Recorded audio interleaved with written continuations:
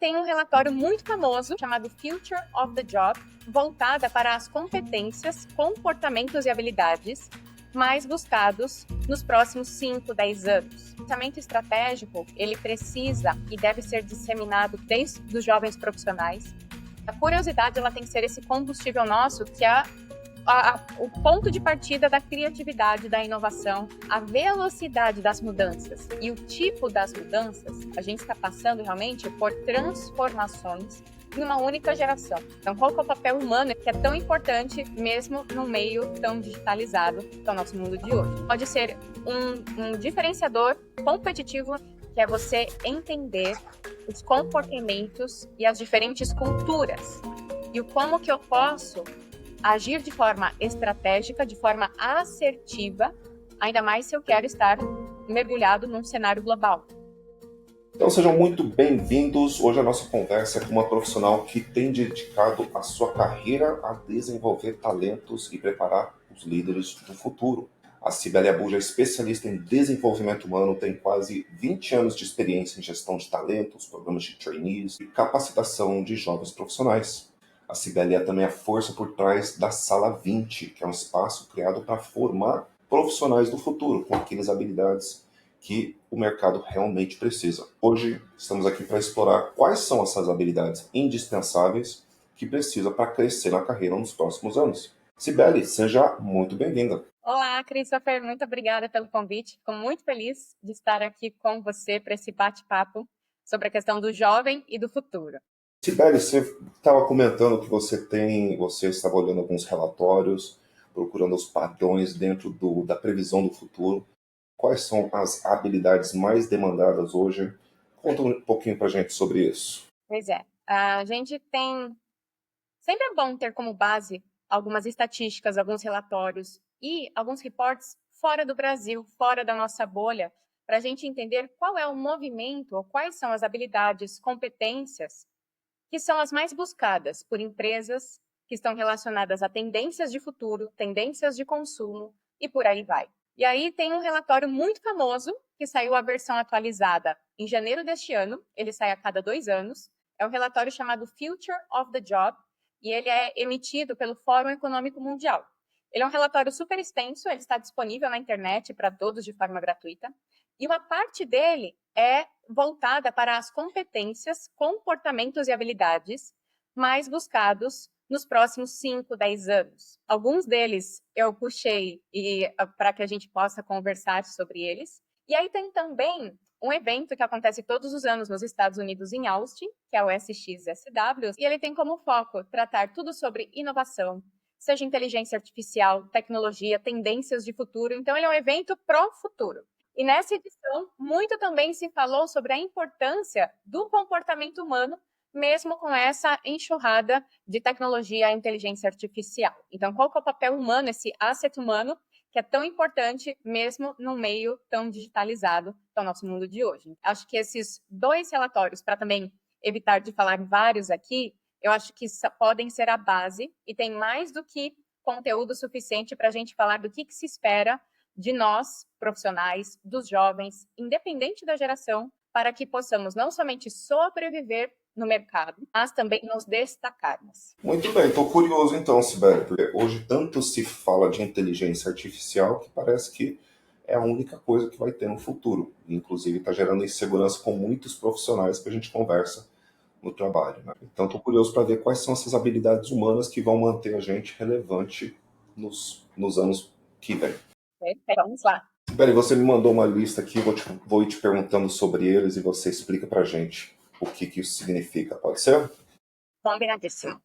Sibeli, o primeiro que você colocou aqui, pensamento estratégico. O que significa exatamente isso? O que é pensamento estratégico no contexto do trabalho e da carreira? Sim. Acho que antigamente a gente pensava muito na carreira e nas organizações como uma pirâmide. E a parte da estratégia parece que estava exclusiva naquele topo da pirâmide. As organizações vêm mudando cada vez mais. Nós temos o que nós chamamos as flat organizations, e temos menos níveis hierárquicos. Temos também o que nós chamamos do bottom-up, daquilo que se espera, que as ideias, ou as grandes inovações não venham somente, né, de cima para baixo, mas que todos possam fomentar e dar ideias para crescimento, alguma questão para resolver problemas. E hoje o pensamento estratégico, ele precisa e deve ser disseminado desde a juventude, desde os jovens profissionais, porque, primeiro, todos podem ter a chance de contribuir, independente do seu cargo ou função, com ideias, soluções, com criatividade, etc. E também para que eles possam se preparar cada vez mais, para quando assumirem posições e a maior parte do tempo você esteja pensando, trabalhando em prol da estratégia, você já esteja mais modelado e formado, para que as empresas não se preocupem, ou às vezes você não tem a chance de ocupar tal posição porque você não é reconhecido como alguém que pensa num pé no presente, mas um pé no futuro.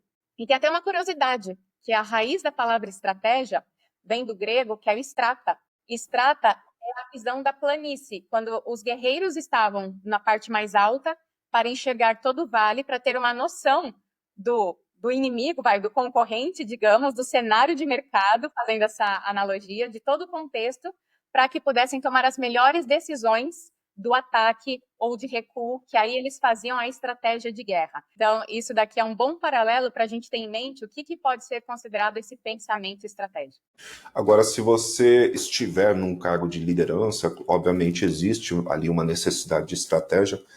Como que uma pessoa que está mais na área operacional, talvez está no seu começo de carreira, está seguindo muita instrução, está aprendendo muito como deve ser feitas as coisas, está aprendendo a cultura da empresa, como que entra a estratégia quando você está nesse nível da carreira? Para simplificar, e se eu pudesse dar uma única recomendação, normalmente nós nos preocupamos muito com a nossa função, a nossa atividade, um campo mais restrito, um perímetro restrito. Por que não tentar entender as conexões? Aquilo que eu estou fazendo está impactando a quem? Aquilo que eu recebo vem de onde?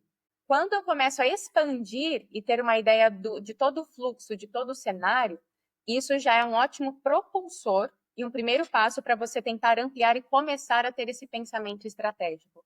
Não se detendo somente à sua função, à sua atividade ou tarefa. Então, o começo de tudo é começar a olhar além do cargo imediato para o todo. Exato. E o que eu estou fazendo, qual é o impacto disso? O nosso Uhum. cérebro, ele vê o valor do trabalho por meio do significado.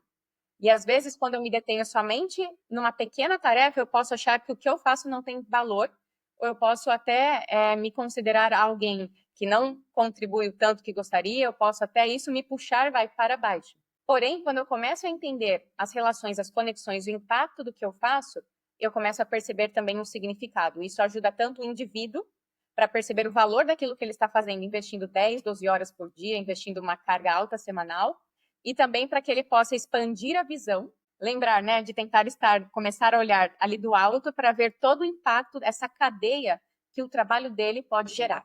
Interessante, muito bom.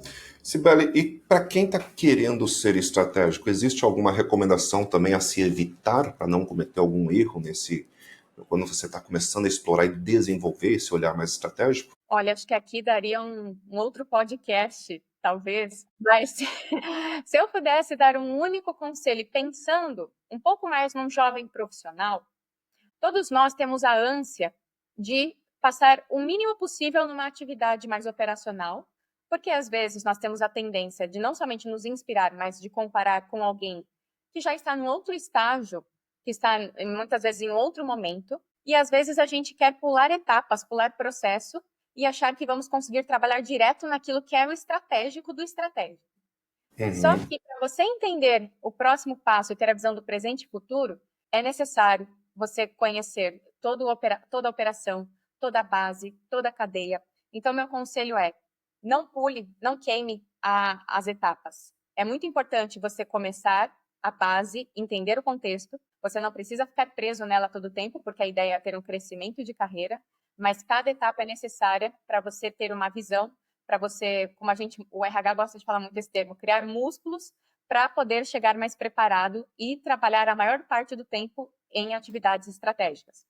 E uma dica complementar, observe muito o que líderes fazem, como que eles se portam, como que eles dividem o tempo deles, como que eles fazem esse mix de presente e futuro, urgente e importante. Eu acho que isso pode te ajudar nessa observação e inspiração para que no futuro você possa agir de forma mais estratégica a maior parte do tempo. Quando eu era criança, tinha um programa que tinha um menininho que perguntava o porquê das coisas. E aí, mas por quê? Por quê? Por quê? É o famoso Zequinha. E as pessoas ficavam irritadas e falavam, por que sim, Zequinha?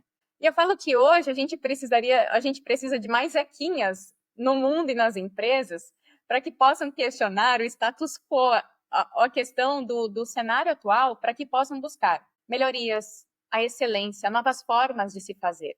Eu acho que com a questão de termos tudo tão fácil nas mãos do conhecimento na internet, e às vezes aquilo que professores, pais vão suprimindo sem ter a intenção, mas de uma forma acidental vão suprimindo a nossa curiosidade de entender a causa raiz, o porquê das coisas, eu acho que hoje temos grande parte da população que não questiona aquilo que se recebe para fazer ou aquilo que ela mesma faz há anos para ver se tem formas diferentes ou melhor de se fazer. E aí aquela frase que é atribuída a Einstein, né?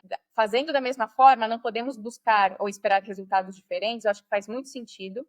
E a curiosidade, ela tem que ser esse combustível nosso, que é o ponto de partida da criatividade, da inovação, é a curiosidade. É bem interessante essa perspectiva, Sibeli, porque se a gente olhar para os últimos 100 anos da industrialização, dos negócios e tudo, o que as empresas buscaram mais era uma padronização, ou seja menos curioso e segue a instrução, segue a linha de montagem, faz do jeitinho que a gente falou aqui. Mas hoje as empresas estão mudando um pouco isso, estão valorizando a curiosidade. Sim. Isso apareceu muito no SXSW, apareceu muito na questão do reporte do Future of the Jobs, entre outros reportes, porque realmente, para se buscar resultados diferentes, sobreviver à concorrência, navegar nas incertezas, buscar formas novas e essa mentalidade aberta, a curiosidade, ela é o ponto de partida.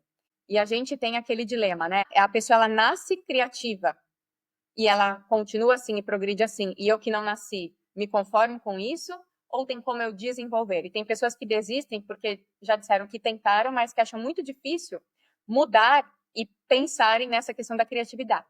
E talvez o grande problema esteja no conceito da criatividade que a pessoa pode ter de forma equivocada. Porque, para mim, a criatividade é sinônimo de fazer conexões. Para mim, essa é a melhor definição do que é a criatividade. E somente quando eu sou curioso, eu vou conseguindo estudar de um tema, às vezes ver outro tema totalmente diferente, conectar os pontos e aí sim juntar e passar a testar algo, uma ideia, por mais doida que seja no início, eu acho que é assim que nasce o processo criativo.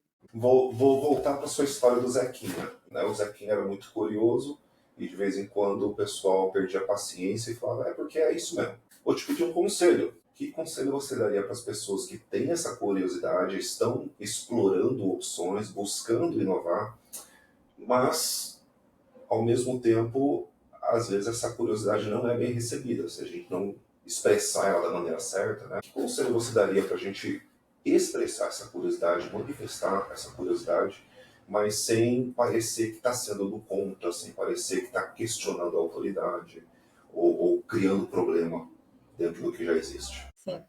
Tem aquele livro, Negocie como se sua vida dependesse disso, do Chris Voss, que ele fala que as pessoas elas têm certa resistência quando elas escutam o porquê, né? A pergunta, mas por que você vai fazer isso? Ou então, mas assim, por quê? Então, eu acho que conselho simples, para quem tem uma mente muito aguçada, que é uma mente criativa, a mente das ideias, primeiro de tudo, tentar externar de uma forma mais simplificada o que ela está pensando, porque tem pessoas que não conseguem entender, ou a pessoa muito criativa e imaginativa, ela não consegue expressar também as suas ideias. Eu acho que esse pode ser um ponto de partida. E também a pessoa ela tentar envolver, e aí a gente pode, já vai falar disso da questão da comunicação, envolver toda a sua ideia no storytelling, numa narrativa, ou fazendo analogias para que a outra pessoa perceba e comece a entender e comece também a conversar, a ter uma noção do que ela está falando, para que esse assunto não seja cortado logo de início. Então, acho que todas essas competências, elas se conectam de uma certa forma. Então, acho que uma questão que, para quem é muito criativo, que pode sofrer é com a aceitação das ideias, Mas por que não pensar que você pode refinar a sua comunicação ou simplificá-la para que as pessoas consigam entender ou ter uma leve noção do que você está propondo? Então, acho que pode ser um ponto de partida. E você, Christopher, eu não vou inverter o papel aqui para você. Você se considera uma pessoa criativa ou que está em desenvolvimento contínuo da criatividade?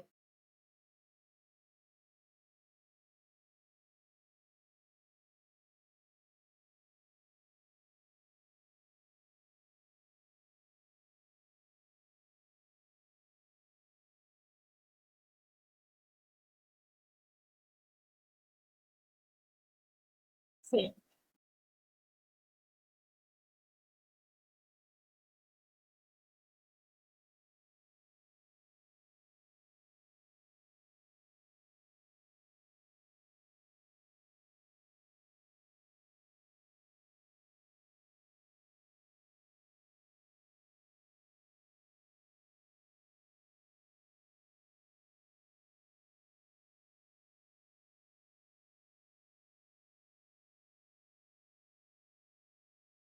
Sim.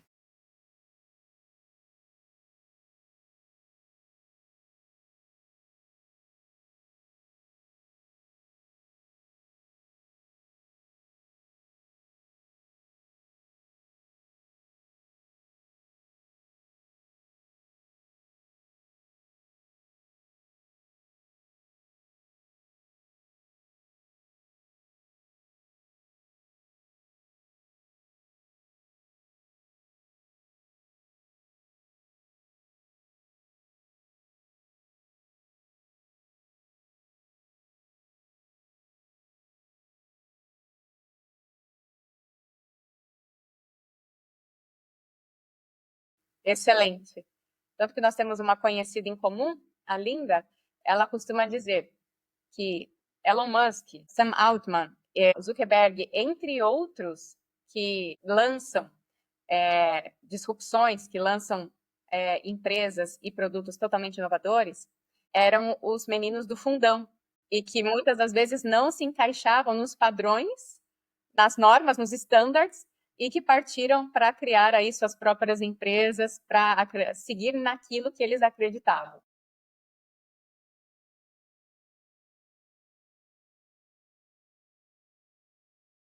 Exatamente. Não é uma regra, mas é algo a se pensar.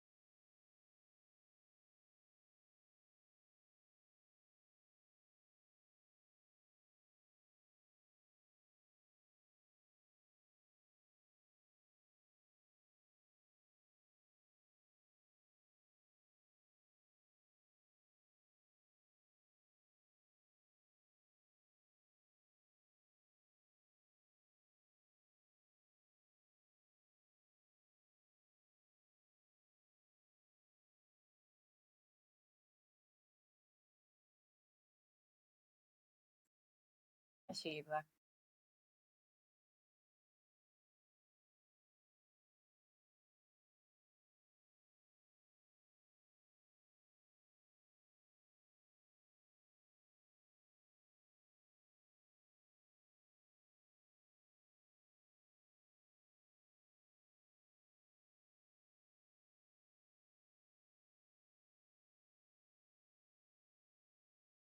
e resolve isso. Perfeito. E também a gente precisa, eu escuto isso em inúmeras empresas, quem se considera extremamente criativo, que é aquela pessoa, igual você citou da sua esposa, e se? Essa pergunta é muito comum, ou pensar em várias alternativas antes de agir, ou ter a dificuldade de colocar em prática todas as ideias.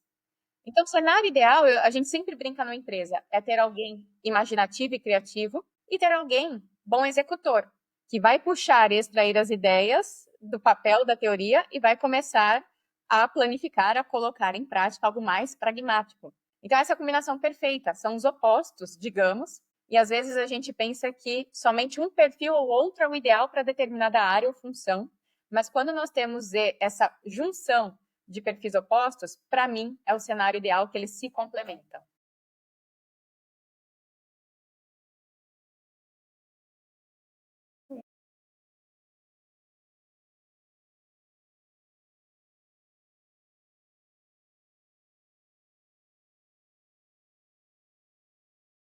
Isso não é novo. Talvez, se você está trabalhando aí há 10, 20 anos, você escuta essa bendita dessa palavra, resiliência. A adaptabilidade não aguenta mais ouvir isso, ou sofre com isso. Mas a questão é a seguinte: Heráclito de Éfeso, aquele filósofo, 500 anos antes de Cristo, ele tem a famosa frase que a mudança é a única constante. Se na época dele ele já falava que a mudança é a única certeza que nós temos na vida, imagina hoje. Porém, contudo, todavia, a velocidade das mudanças e o tipo das mudanças estão cada vez mais, primeiro, a frequência e segundo, a transformação. Não é mais uma mudança gradual. A gente está passando realmente por transformações em uma única geração. Então, acho que esse é o ponto X do exato momento. E aqui, a base, a palavra de fundo de tudo isso que a gente fala de resiliência e adaptabilidade é a questão da mudança. Só que o nosso cérebro, ele não foi feito para lidar com as mudanças. Ele tem aversão às mudanças. Por quê? Porque por uma questão de sobrevivência lá atrás, a mudança era considerada um risco. Tudo que era novo, tudo que era diferente, eu poderia estar em risco de vida. Então, por uma questão de proteção biológica, muitos de nós, se não convivemos desde cedo com a questão da mudança, teremos um pouco mais de resistência ou dificuldade de lidar em cenários de constante transformação.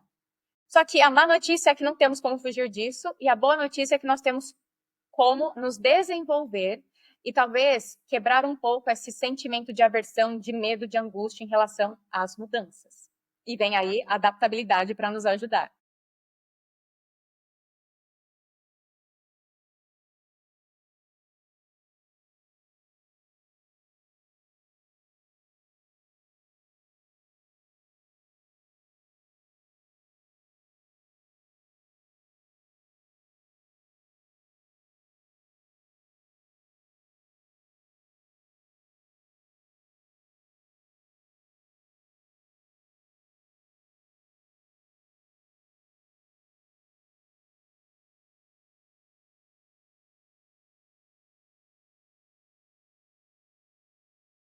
Acho que um primeiro ponto. A gente não pode negar que tem pessoas que, seja por um histórico de vida ou por uma questão de comportamental de personalidade, algumas sofrem mais e outras menos com a mudança. Mas não quer dizer que a que sofre mais não vai executar. Porém, ela precisa se autoconhecer e saber que isso pode ser uma barreira, algo de mais complexidade dentro do dia a dia dela, até dessa questão de mentalidade mesmo. E como que ela pode parar, analisar o todo, a minha situação presente. E com o novo, por mais incerto que seja, o que eu posso ganhar, eu acho que quando você vê o benefício, o nosso cérebro e nós conseguimos aceitar um pouco melhor a mudança, mesmo sabendo que teremos algumas perdas. Toda mudança, ela pode e deve trazer benefícios, mas obviamente deixaremos algo que é do nosso estado atual. E como que você pode digerir isso, ressignificar a sua perda? E se você é um líder, como que você pode primeiro aceitar, comprar a mudança para que você possa vender isso e comunicar isso e viver isso com seus times? Não é fácil, é um processo. Tanto que eu aconselho fortemente com que você possa procurar na internet o que nós chamamos do ciclo e as fases da mudança. E pasmem, são praticamente as mesmas do que o ciclo do luto, porque você passa por uma perda, um rompimento, Você tem a fase da negação, você tem a fase de uma possível depressão, a depender da mudança em si, a aceitação e até a fase de transformação, onde você compra e você passa a ver os benefícios, até ser um embaixador aí do cenário novo, comprar isso e ver que isso talvez era muito melhor do que se você ficasse no seu ponto A. Obviamente, a gente não pode romantizar, mas eu acho que isso, para adaptabilidade e você passar no dia a dia por pequenas mudanças, se você costuma fazer exatamente o mesmo caminho todos os dias, por que não começar a testar novos caminhos? Se você costuma pedir o mesmo prato todos os dias no almoço, por que não começar a tentar coisas novas? Essa questão da resiliência, da adaptabilidade, ela começa com pequenas coisas dentro de nós, para que a gente possa, então, ir assimilando e absorvendo e tendo a mentalidade mais aberta. Carol Dweck é uma mestre nisso, ela é autora daquele best-seller Mindset, e tem um quadro muito famoso que você pode também procurar na internet, que é a mentalidade fixa versus a mentalidade de crescimento. E a mentalidade de crescimento, outras palavras, é justamente o que nós falamos da adaptabilidade e a gestão e o gerenciamento da mudança.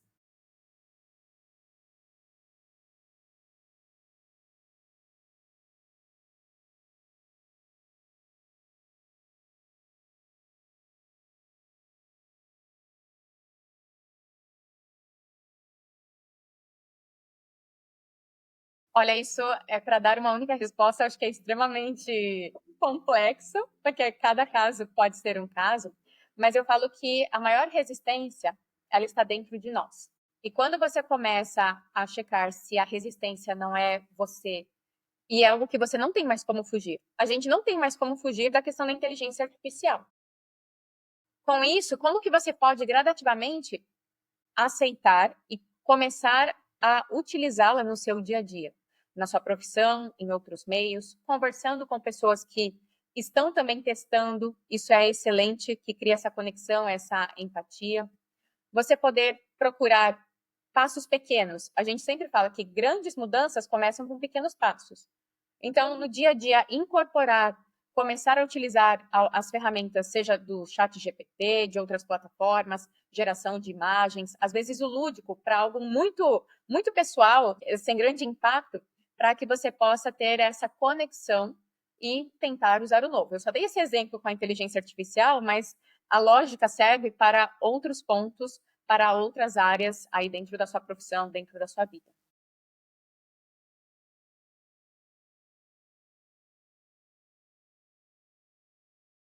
Ah, não.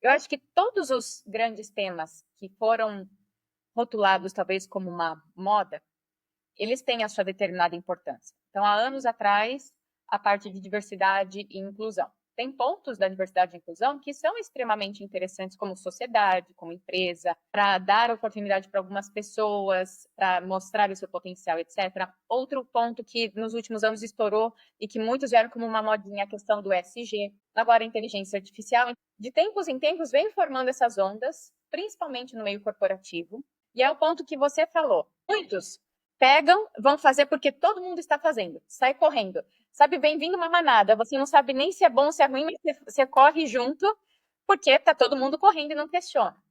E Não isso a quer gente ficar falou de lá da fora, né? curiosidade. A gente falou lá da curiosidade. As pessoas não têm o porquê de questionar. As pessoas não têm o costume de questionar as coisas.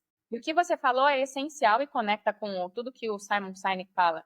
De você buscar primeiro o porquê, o motivo, a razão, que eu preciso ou que eu quero fazer algo, para que tudo aquilo tenha um significado, uma razão de ser. Senão vai ser apenas um modismo, algo superficial, e aí, para sair bonito na capa de uma revista, na intranet da empresa, para que somente a questão do ego, do superficial, seja ali alimentado, mas que não tenha, muitas das vezes, uma efetividade, uma razão de ser, uma causa para aquilo que eu estou fazendo. Então, acho que o conselho que você deu é super válido e acho que tem que ser uma das primeiras coisas que as pessoas têm que fazer.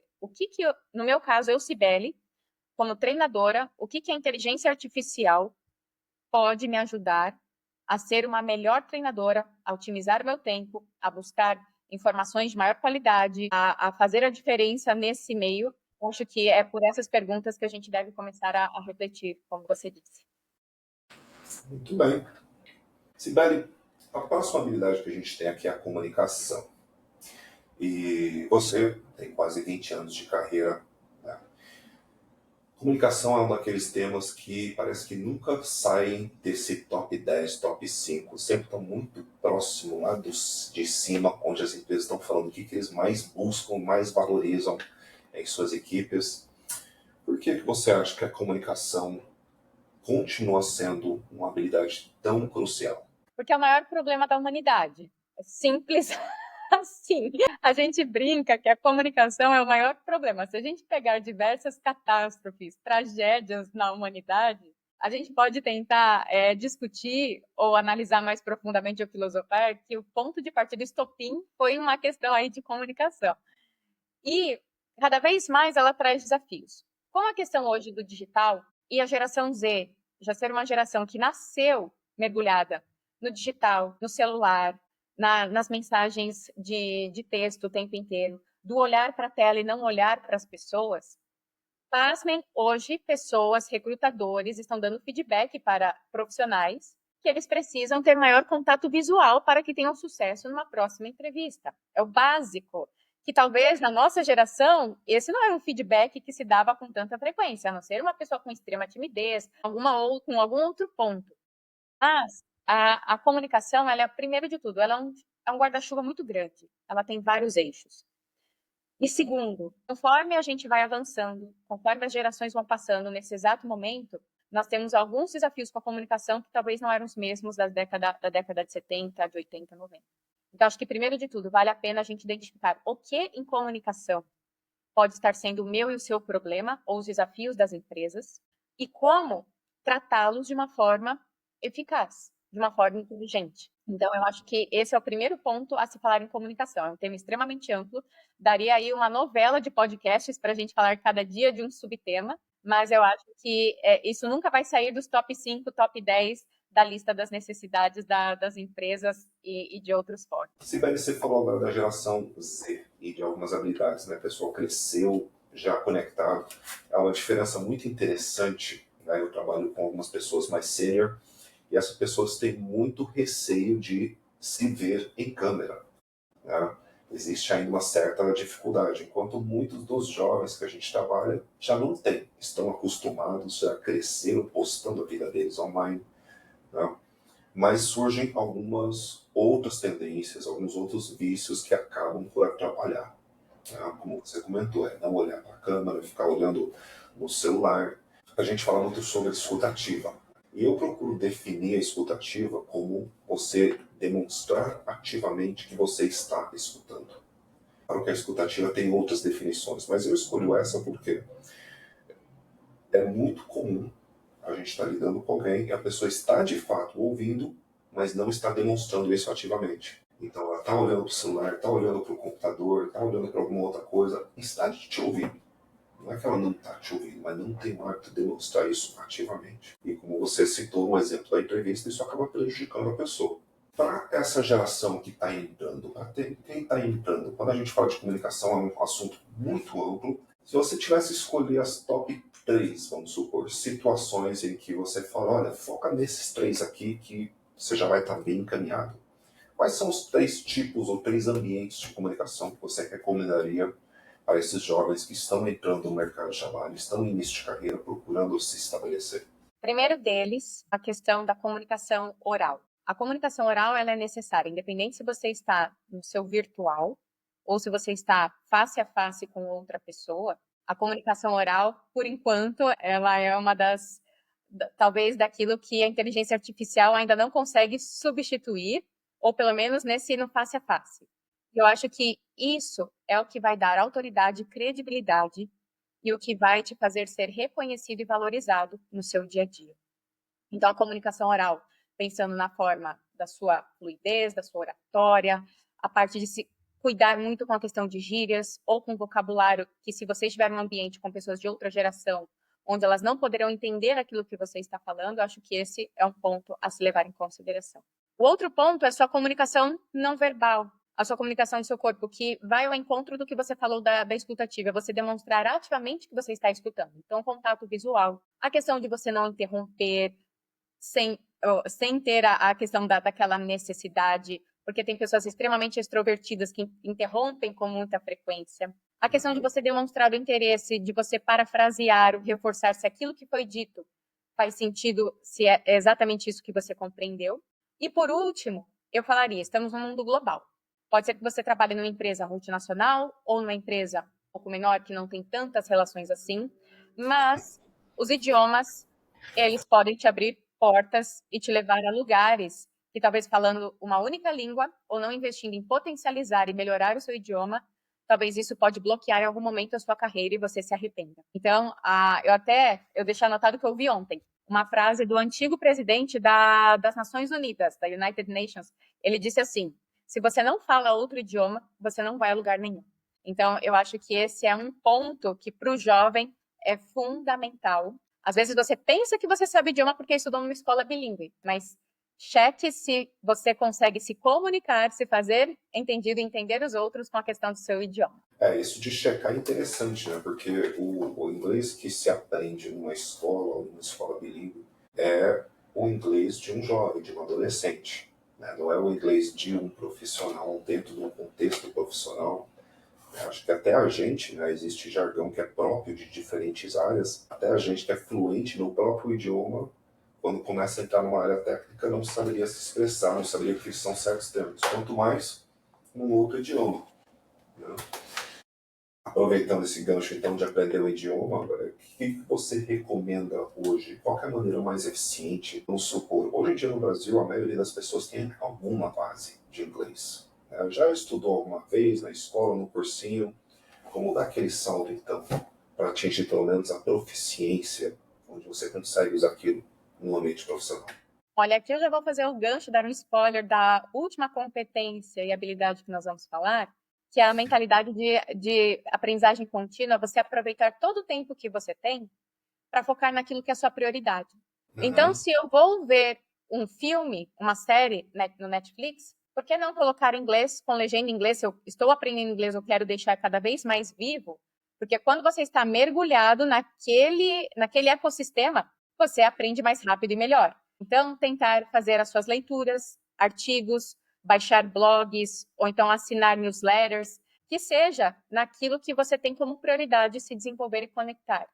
Então, quanto mais você está mergulhado, por exemplo, no caso do idioma, maior é a chance de você, aos poucos, perceber os seus progressos, seja pela leitura, pela escuta, pela fala. Então, acho que essa é uma forma que ela não demanda custo, ela não demanda investimento monetário no ESIS, digamos, na sua essência, e que você pode, então, aproveitar todos os recursos que você tem ao seu redor, focando nisso. Então esse qual é o nome dessa habilidade, Sibeli?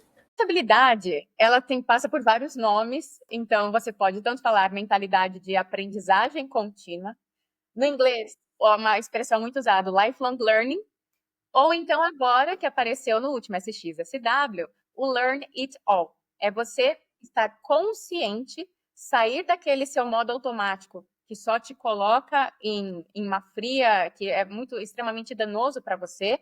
E eu acho que a maioria das pessoas hoje, independente da geração, elas acordam, saem da cama e estão no modo automático, que é o modo de sobrevivência. É a economia da bateria, sabe, do celular, que faz o mínimo possível. E quando você não está consciente das coisas, você não consegue perceber ao seu redor algumas nuances, algumas pequenas coisas que poderiam te ajudar a aprender ou a conectar uma ideia. Então, eu acho que isso é o conceito central de tudo isso que foi falado dessas expressões, ou então agora, né, do learn it all.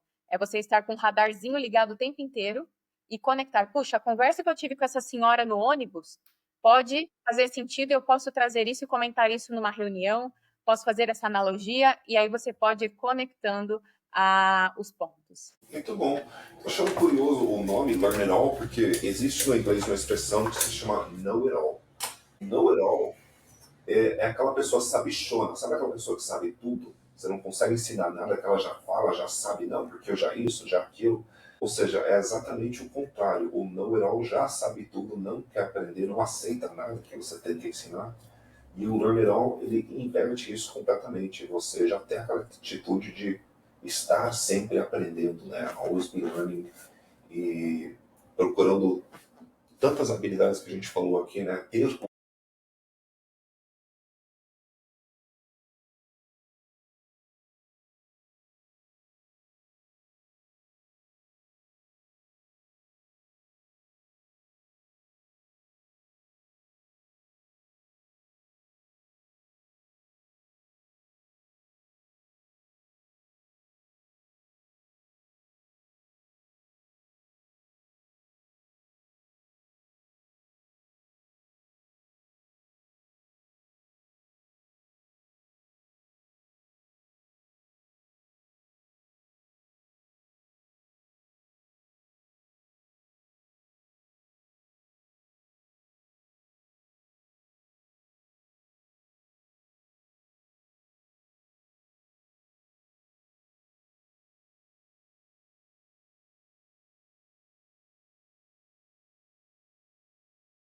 É, esse é um dos pontos, e é uma pergunta bem clássica, que muitas pessoas se preocupam. Fala assim, a internet é uma mão de duas vias. Ao mesmo tempo que trouxe na palma da mão o mundo inteiro, você pode falar, mas e aí, onde que eu busco uma informação relevante, de qualidade? Será que o que eu estou buscando é o melhor que tem? É o suficiente para mim? E eu acho que você vai ter que fazer escolhas. Não tem como. Você pode buscar recomendações de pessoas nas quais você se inspira, confia. Igual a gente faz com o médico, quando a gente vai, né, precisa buscar uma especialidade nova e a gente vai buscando ali recomendações de pessoas em quem confiamos. Talvez a lógica não seja muito diferente. Você também começar com a questão de pouco, uma, duas, três, seja newsletter, seja a questão de canal no YouTube, comece a focar nisso. Se você ver que já não é mais suficiente, você quer mais, vá mudando, porque você precisa ter um ponto de partida. É melhor do que você ficar aí perdido e nunca começar. E aproveitar alguns momentos. Se você é melhor e você sente que você é uma pessoa que produz mais, é aquela pessoa matinal, separe uns minutinhos antes de começar a trabalhar para ler, para absorver, porque ali o seu cognitivo, ele está mais aguçado, ele está melhor preparado. Isso é biologia, isso é fisiologia do nosso corpo e do nosso cérebro, e vai poder te ajudar a concentrar melhor a sua memória, a aprender. Então, todo esse processo de aprendizagem, ele funciona melhor. Se você já é uma pessoa mais noturna, por que não aproveitar disso antes de dormir para ler as páginas de algum livro, para ver alguma série, para anotar, fazer anotações daquilo que você aprendeu naquele dia e que faz sentido, que você não quer perder esse fio da meada. Então, acho que a gente brinca, né? Que hoje em dia a gente está muito no back to the basics. Acho que o mundo chegou num ponto tão avançado, tão tecnológico, com tantas ferramentas, mas que a gente não pode esquecer de algumas premissas básicas para que a gente seja bem-sucedido no nosso autodesenvolvimento e no nosso crescimento.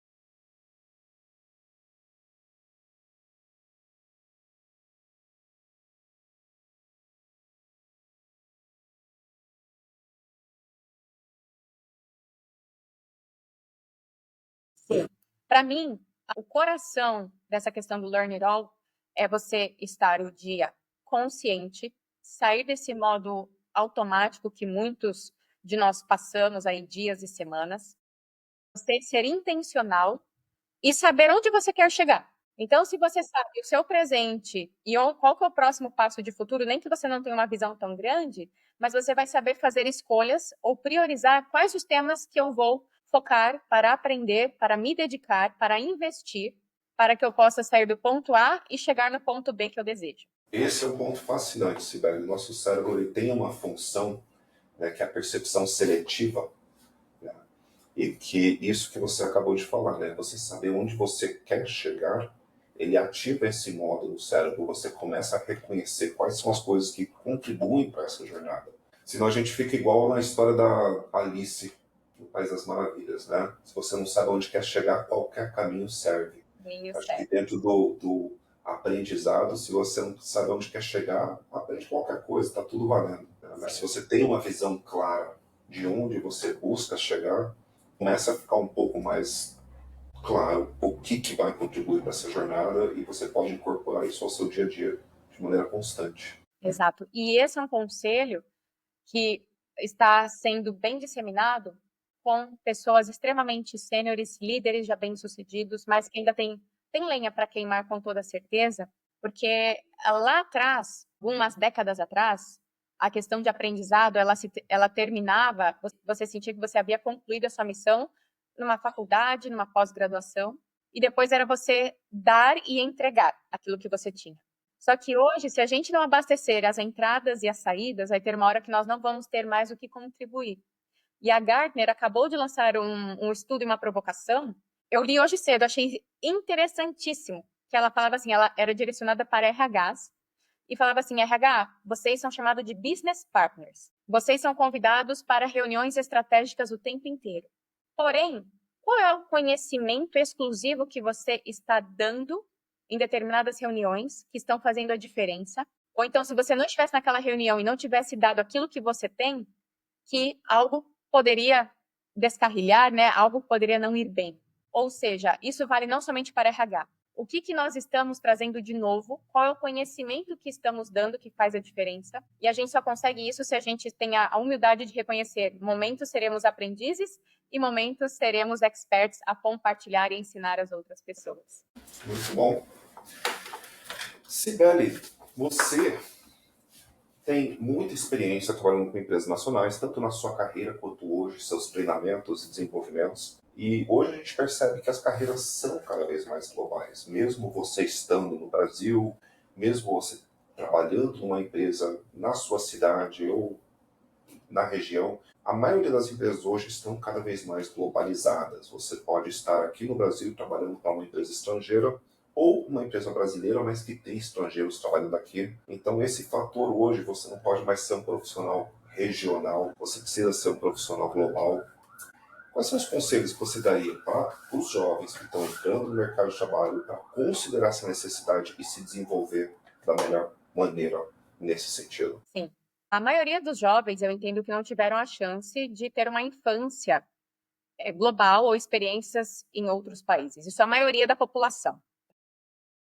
Com isso, a gente também na escola não tivemos matérias para entender diferentes culturas. A forma que pessoas se relacionam. O que eu faço aqui que pode ser algo não educado em outra cultura.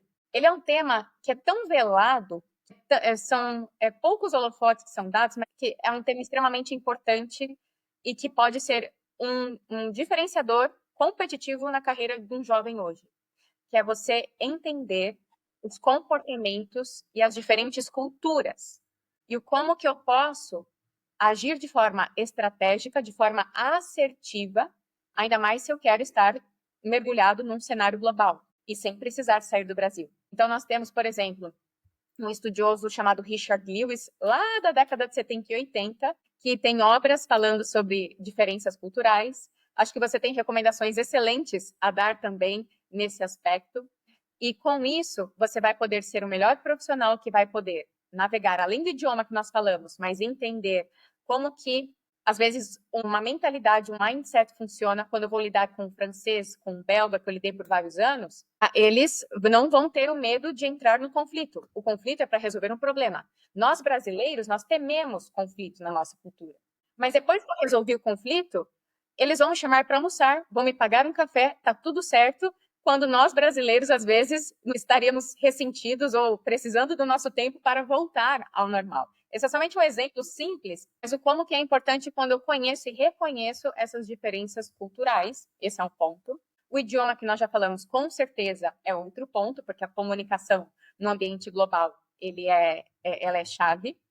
E também você estar aberto, não somente aquilo que a sua empresa faz, a sua atividade faz, mas ter um olhar mais amplo de temas que podem ser tendências, do que concorrentes e outras empresas estão fazendo, para que você possa, o que outros países, alguns temas estão sendo tratados, para que você possa ampliar essa sua visão, esse seu olhar e ele se tornar mais global.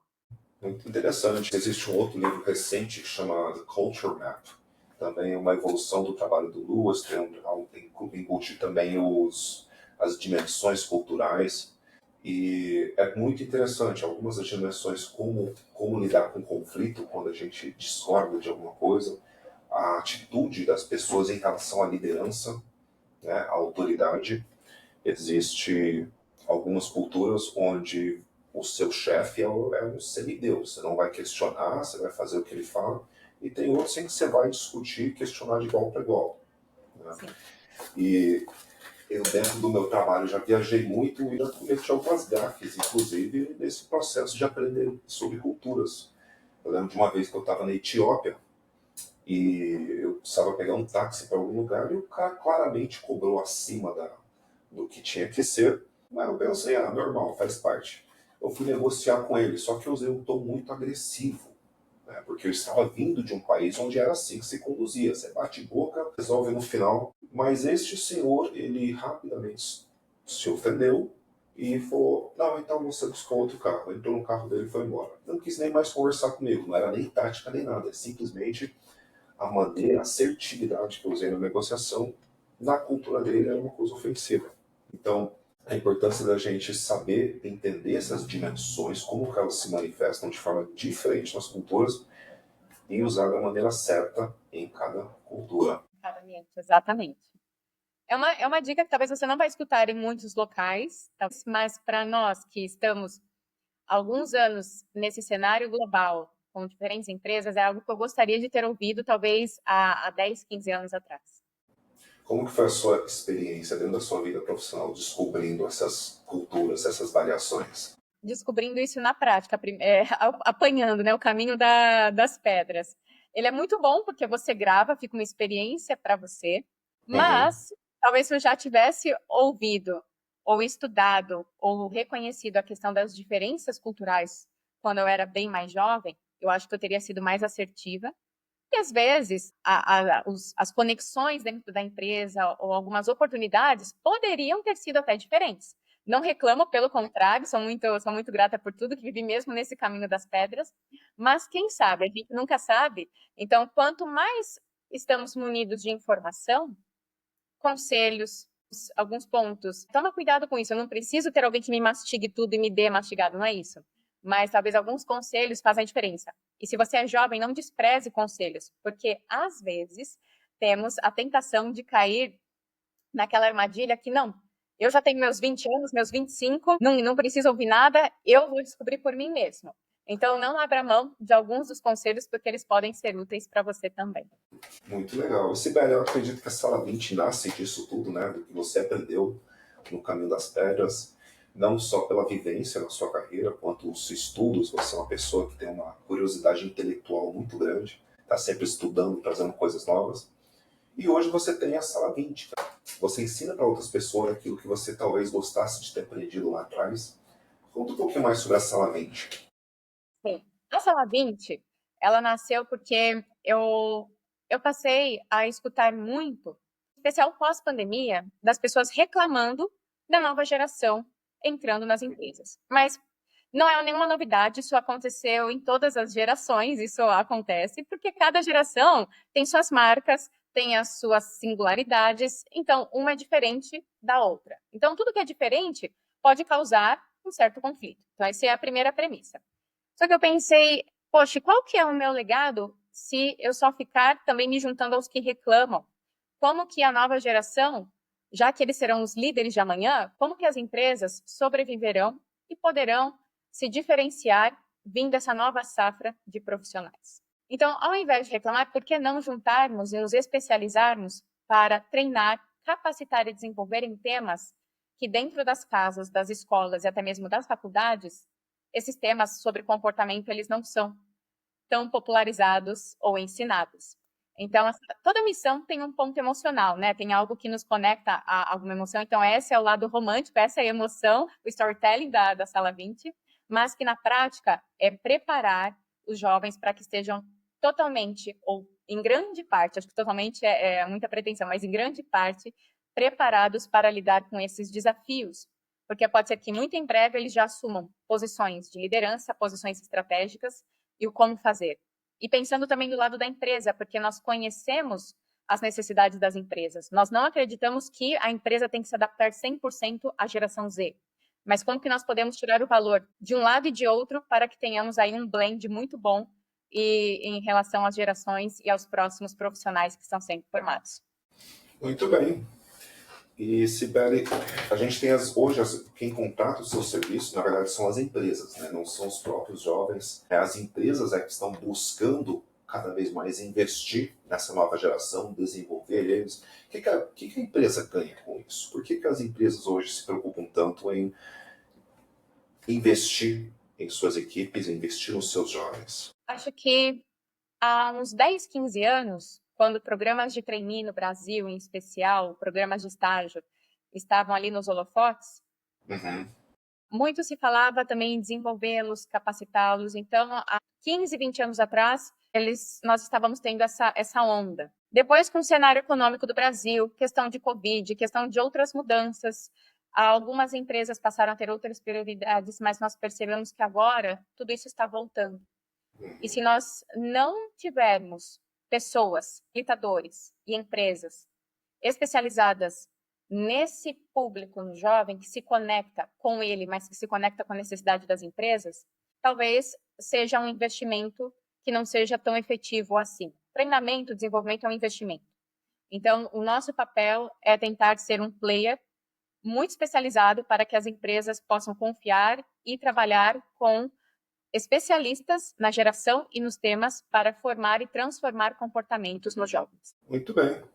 Bom, Sibeli, hoje com certeza você conseguiu fazer isso. Você trouxe aqui as habilidades indispensáveis para quem quiser ter sucesso na carreira, principalmente o contexto aqui foi para jovens profissionais e para essas empresas que gostariam de entrar em contato com você, conversar com você, pegar a sua ajuda para desenvolver suas equipes. Qual a melhor maneira de conversar com você? Então, vamos lá. Agora fazendo o marketing pessoal aqui. Não, mas os canais de contato. O e-mail da Sala 20 é contato@sala20, e o Sala 20 é o SALA20.com. Não sei se vai aparecer algo aqui na tela ou não. A gente coloca aqui. Contato@sala20.com. Nós temos o nosso website, www.sala20.com. Lá também tem o ícone para entrar em contato pelo nosso WhatsApp corporativo.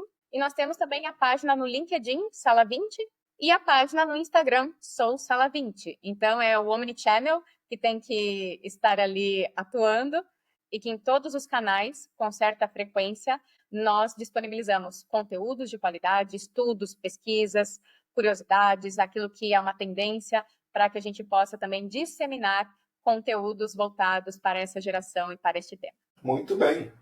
Sibeli, para fechar, que conselho você daria para quem está em começo de carreira, entrando no mundo corporativo, entrando na vida profissional, querendo fazer o seu caminho e ter um impacto no mundo? Olha, eu acho que eu vou ter que copiar um conselho que eu recebi há uns 15 anos atrás, quando eu estava em um seminário global, fora do Brasil. Foi uma das minhas primeiras oportunidades de estar fora. Na época, ele era um dos grandes líderes de unidades de negócio. Ele não era o CEO naquele momento, mas ele era um dos grandes líderes do board. E nós tivemos um momento de ter uma conversa um grupo de 5, 10 jovens profissionais com ele. E o Pascal, ele disse o seguinte, que ele foi perguntado exatamente, né, foi a mesma pergunta que fizeram para ele.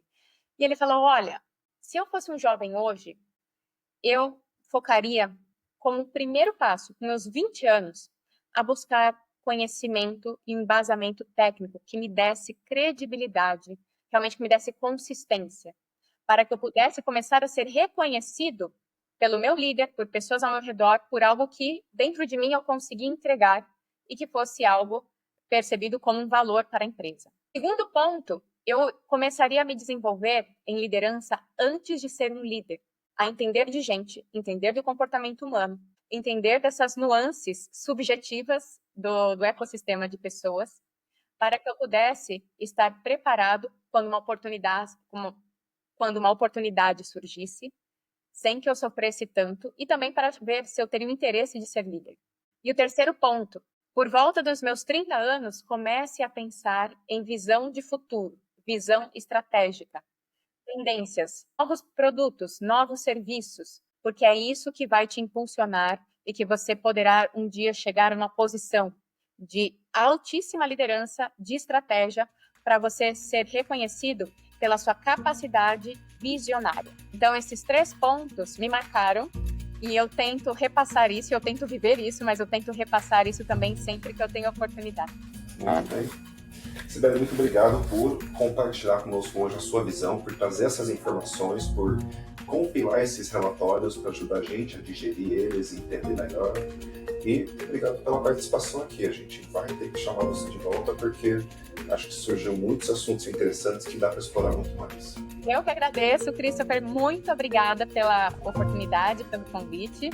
E eu espero poder voltar, compartilhar aqui e aprender com toda certeza com você e com os outros profissionais que você chama para as conversas, que realmente é um conteúdo de altíssima qualidade. Poucos minutos ou em uma horinha, eu acho que é algo que talvez as pessoas levariam muito mais tempo para aprender, para absorver. Então, sucesso no seu projeto, ele realmente faz muita diferença e espero nos ver em breve. Olha aí, para quem quer implementar o último, que era o Learn It All, né, o aprendizado constante, é só ouvir a gente aqui que você vai aprender muito. Você viu só? Enquanto dirige para o trabalho, enquanto cozinha. Exatamente, exatamente.